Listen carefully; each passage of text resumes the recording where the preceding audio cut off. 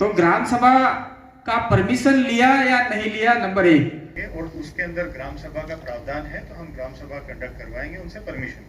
दूसरा सवाल ये है कि जो हाई स्पीड ट्रेन निकलेगी, उस ट्रेन निकलने के वहां जो पेड़ पौधे, खेत खलियान और जो सारा पर्यावरण नुकसान होगा, उस पर्यावरण के लिए क्या आप नए पौधे लगाएंगे? यहाँ पे 2-3 अलग अलग प्रकार के पेड़ों को हम अलग अलग प्रकार की श्रेणी में रखते हैं कि फॉरेस्ट के पेड़ हैं या रिजर्व फॉरेस्ट के हैं या प्राइवेट ट्रीज हैं या किसी शेड्यूल एरिया में आने वाले ट्रीज हैं। और जो हाई स्पीड ट्रेन यहाँ पे निकल रही है, उससे यहाँ के स्थानीय आदिवासियों को किस प्रकार का फायदा होगा?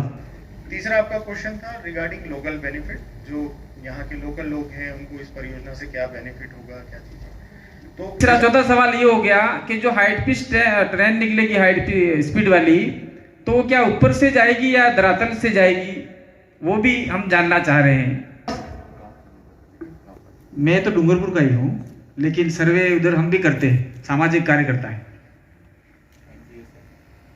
हाँ, एनजीओ मान लो, सामाजिक कार्यकर्ता मान लीजिए। डूंगरपुर में हाई स्पीड ट्रेन आ रही है, उसका हम स्वागत करते हैं,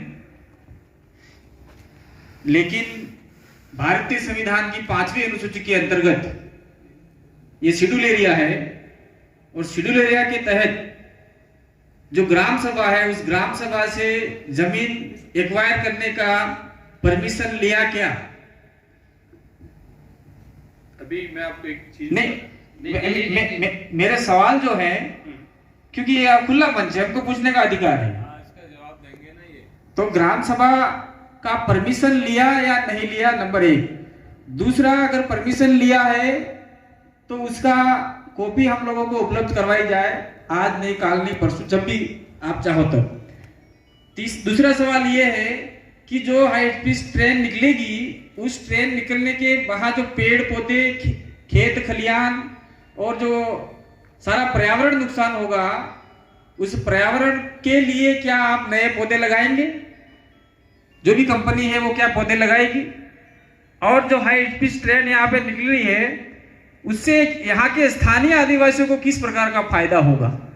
क्योंकि देश का फायदा होगा, हम देश के विकास के विरोधी नहीं है, लेकिन यहाँ के लोगों का नुकसान होके जो काम होगा, उसका उन लोगों को क्या बेनिफिट होगा? और हमारे साथी ने पूछा था कि कितनी जमीन एक्वायर होगी। अभी संचय ये है कि हाईवे के उस साइड में 1.5 किलोमीटर और 1.5 किलोमीटर इधर, ऐसा कोई संभावना लोग हमको कह रहे हैं, तो इतनी सारी जमीनें जाएगी। तीसरा चौथा सवाल ये हो गया कि जो हाई स्पीड ट्रेन निकलेगी हाई स्पीड वाली, तो वो क्या ऊपर से जाएगी या धरातल से जाएगी, वो भी हम जानना चाह रहे हैं। मैं राठौड़ साहब को आमंत्रित करता हूँ कि थोड़ा मंच पे आएं और आपकी जो भी आपके जो क्वेश्चंस हैं ये बहुत लॉजिकल हैं। धन्यवाद आपको क्वेश्चन पूछने का। पहला क्वेश्चन आपका है,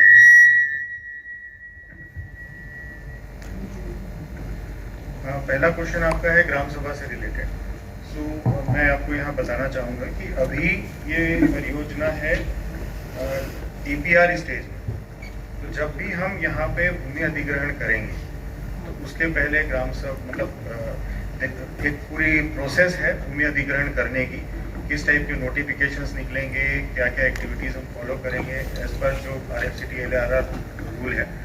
उन सारी नियम कायदों को फॉलो करने के बावजूद उसके बाद ही हम आगे बढ़ेंगे, और उसके अंदर ग्राम सभा का प्रावधान है तो हम ग्राम सभा कंडक्ट करवाएंगे उनसे परमिशन।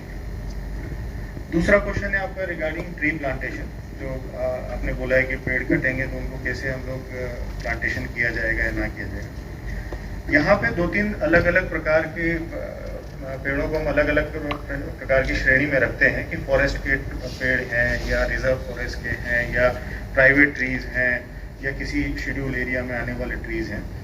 तो इस अलग अलग प्रकार के पेड़ों के लिए अलग अलग प्रकार की नीतियाँ हैं। हर तरह के पेड़ को कैटर किया जाएगा, और जैसे जो फॉरेस्ट का जितने पेड़ कटेंगे तो हर अलग अलग एरिया में कहीं 1:2 रेशो में प्लांटेशन होता है, कहीं 1:5 रेशो में प्लांटेशन होता है। तो जो भी गवर्नमेंट की गाइडलाइन है उसको फॉलो करके हम प्लांटेशन के लिए फॉरेस्ट ट्रीज होते हैं तो हम गवर्नमेंट जो फॉरेस्ट डिपार्टमेंट है उसको कंपनसेटरी अफॉरेस्टेशन के लिए जितना भी मुआवजा देना होता है वो हम मुआवजा देते हैं। नेट एसेट वैल्यू जो होती है NAV जो कैलकुलेट किए जाते हैं, तो NPV के बेसिस पे भी उनका जो पेड़ कटेंगे उसका भी पैसा गवर्नमेंट को दिया जाता है।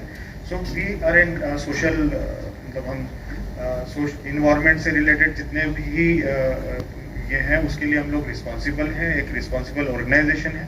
जो भी प्रावधान है गवर्नमेंट से रिलेटेड वो पूरे किए जाएंगे, ट्रांसप्लांटेशन भी किया जाएगा। और हम अभी तो इनफैक्ट जो ऑलरेडी ऑनगोइंग प्रोजेक्ट है हमारा Mumbai Ahmedabad high speed rail, वहाँ पे हम ट्री का ट्रांसप्लांटेशन भी करने की कोशिश कर रहे हैं। So maximum number of trees हम कोशिश करते हैं कि ट्रांसप्लांट किए जाए, जो ट्रांसप्लांट करने की कैटेगरी में आते हैं।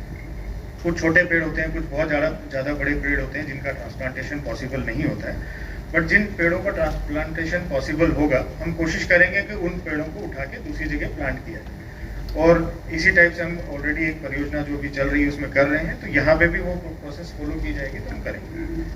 तीसरा आपका क्वेश्चन था रिगार्डिंग लोकल बेनिफिट, जो यहाँ के लोकल लोग हैं उनको इस परियोजना से क्या बेनिफिट होगा, क्या चीज़ें। तो जैसा आपको बताया कि हम यहाँ पे एक स्टेशन आपको दिया जाएगा।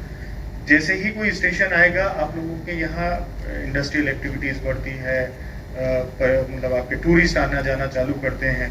इन सारी चीज़ों से एक बेनिफिट मिलता है, लोकल लोगों को बहुत रोजगार के साधन मिलते हैं। एक स्टेशन एरिया डेवलपमेंट प्लान होता है जिसके कारण जो स्टेशन है उसके आसपास का काफ़ी बड़ा जोन है, वहाँ पे लोगों को रोजगार मिलते हैं। परियोजना के दौरान लोगों को बहुत सारे रोजगार मिलेंगे, वो लोग काम कर सकेंगे, अपने नियर बाय होटल खोलना, जो